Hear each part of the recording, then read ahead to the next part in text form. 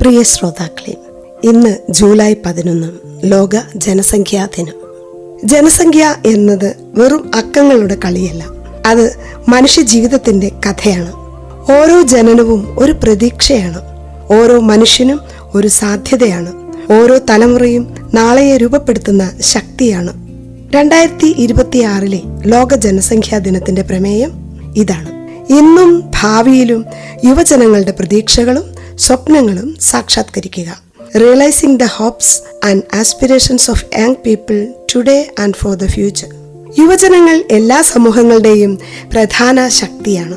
അവരുടെ ഊർജവും നവീന ആശയങ്ങളും സൃഷ്ടിപരമായ കഴിവുകളും രാജ്യത്തിന്റെ വികസനത്തിനും ഐക്യരാഷ്ട്രസഭയുടെ സുസ്ഥിര വികസന ലക്ഷ്യങ്ങൾ കൈവരിക്കുന്നതിനും നിർണായകമാണ്. 2026 ലോക ജനസംഖ്യാ ദിനത്തിന്റെ പ്രമേയം യുവജനങ്ങളുടെ പ്രതീക്ഷകൾ, കുടുംബജീവിതത്തെക്കുറിച്ചുള്ള അവരുടെ കാഴ്ചപ്പാടുകൾ, മാതാപിതാക്കളാകാനുള്ള തീരുമാനങ്ങൾ, അവയെ സ്വാധീനിക്കുന്ന സാമൂഹിക സാമ്പത്തിക ഘടകങ്ങൾ എന്നിവയെ മുൻനിർത്തിയുള്ളതാണ്. ലീവ്സ്, ചോയ്സസ് ആൻഡ് ഫ്യൂച്ചേഴ്സ് എന്ന ആഗോള പഠന റിപ്പോർട്ടിനെ അടിസ്ഥാനമാക്കിയുള്ളതാണ് ഇവ. 73 രാജ്യങ്ങളിൽ നിന്നുള്ള 18 മുതൽ 39 വയസ്സ് വരെയുള്ള 108,000-ലധികം യുവാക്കളിൽ നടത്തിയ സർവേയിലൂടെ അവരുടെ അഭിപ്രായങ്ങൾ ശേഖരിക്കുകയാണ് ഉണ്ടായത്. വിദ്യാഭ്യാസം നേടാനും തൊഴിൽ കണ്ടെത്താനും ആരോഗ്യകരമായ ജീവിതം നയിക്കാനും സ്വന്തം കുടുംബജീവിതത്തെക്കുറിച്ചുള്ള സ്വതന്ത്രമായ തീരുമാനമെടുക്കുവാനുമുള്ള ഓരോ യുവാവിനും യുവതിക്കും അവകാശം ഉണ്ടായിരിക്കണം എന്നതാണ് ഇതിന്റെ അടിസ്ഥാനം. ജനസംഖ്യാ വ്യതിയാനങ്ങൾ താഴെ പറയുന്ന മേഖലകളെ നേരിട്ട് ബാധിക്കുന്നുണ്ട്. അതായത് സാമ്പത്തിക വികസനം, തൊഴിൽ, വരുമാന വിതരണം, ദാരിദ്ര്യം, സാമൂഹ്യ സുരക്ഷ, ആരോഗ്യ സംരക്ഷണം, വിദ്യാഭ്യാസം, ഭവനം, ശുചിത്വം, കുടിവെള്ളം, ഭക്ഷ്യസുരക്ഷ, ഊർജം. അതുകൊണ്ട് തന്നെ എത്ര പേർ ഈ ഭൂമിയിൽ ജീവിക്കുന്നു, അവരെവിടെയാണ് താമസിക്കുന്നത്, അവരുടെ പ്രായഘടന എന്താണ്, ഭാവിയിൽ ജനസംഖ്യ എങ്ങനെയായിരിക്കും എന്നിവ മനസ്സിലാക്കി നയങ്ങൾ രൂപപ്പെടുത്തുക അനിവാര്യമാണ്. ലോക ജനസംഖ്യയുടെ വളർച്ചയുടെ കഥ അതിശയകരമാണ്. 1 ബില്യൺ ജനസംഖ്യയിലെത്താൻ മനുഷ്യരാശിക്ക് ലക്ഷക്കണക്കിന് വർഷങ്ങൾ വേണ്ടി വന്നു. എന്നാൽ വെറും 2 നൂറ്റാണ്ടിനുള്ളിൽ അത് പല മടങ്ങ് വർദ്ധിച്ചു. 2011 ലോക ജനസംഖ്യ 7 ബില്യൺ കടന്നു. 2021 അത് ഏകദേശം 7.9 ബില്യനായി. 2030 8.5 ബില്യൺ കടക്കും എന്നാണ് ഐക്യരാഷ്ട്രസഭയുടെ കണക്ക്. എന്നാൽ ഈ വളർച്ചയുടെ മറുവശവും ശ്രദ്ധേയമാണ്. 1970-കളിൽ ഒരു സ്ത്രീക്ക് ശരാശരി 4.5 കുട്ടികൾ ഉണ്ടായിരുന്നു. ഇന്ന് ലോക ശരാശരി 2.5-ൽ താഴെ എത്തിയിരിക്കുന്നു.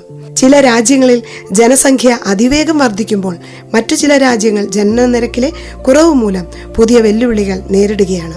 അതേസമയം മനുഷ്യരുടെ ആയുസ്സും വർദ്ധിച്ചു. 1990-കളിൽ ശരാശരി ആയുർദൈർഘ്യം 64.6 വർഷം മാത്രമായിരുന്നു. 2019 അത് 72.6 വർഷമായി ഉയർന്നു.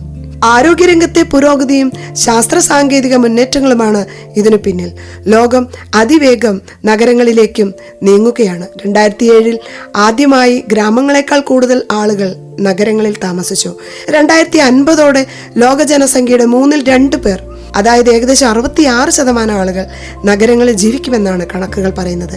ഈ മാറ്റങ്ങൾക്കിടയിൽ യുവജനങ്ങളുടെ ശബ്ദം വളരെ പ്രസക്തമാണ്. സർവേയിൽ പങ്കെടുത്ത 81% യുവജനങ്ങളും സാമ്പത്തിക സുരക്ഷയാണ് കുടുംബജീവിതത്തിന്റെ അടിത്തറയെന്ന് അഭിപ്രായപ്പെടുന്നു. 57% പേർ സാമ്പത്തികവും ഭവനവുമായി ബന്ധപ്പെട്ട ബുദ്ധിമുട്ടുകളാണ് അവരുടെ സ്വപ്നങ്ങൾക്ക് പ്രധാന തടസ്സമെന്ന് പറഞ്ഞു. അതേസമയം 40%-ലധികം യുവജനങ്ങൾ ദിവസവും 2 മണിക്കൂറിലധികം സമയം സോഷ്യൽ മീഡിയയിലും ഓൺലൈൻ വിനോദങ്ങളിലും ചെലവഴിക്കുന്നതായും പഠനം വ്യക്തമാക്കുന്നു. യുവജനങ്ങൾക്ക് വിദ്യാഭ്യാസം, തൊഴിൽ, ആരോഗ്യം, സുരക്ഷ, സമത്വം, സ്വന്തം ജീവിതത്തെക്കുറിച്ച് സ്വതന്ത്രമായി തീരുമാനമെടുക്കുവാനുള്ള അവകാശം എന്നിവ ഉറപ്പാക്കുന്നതിലൂടെയാണ് സുസ്ഥിരമായ ഭാവി സൃഷ്ടിക്കാനാവുക.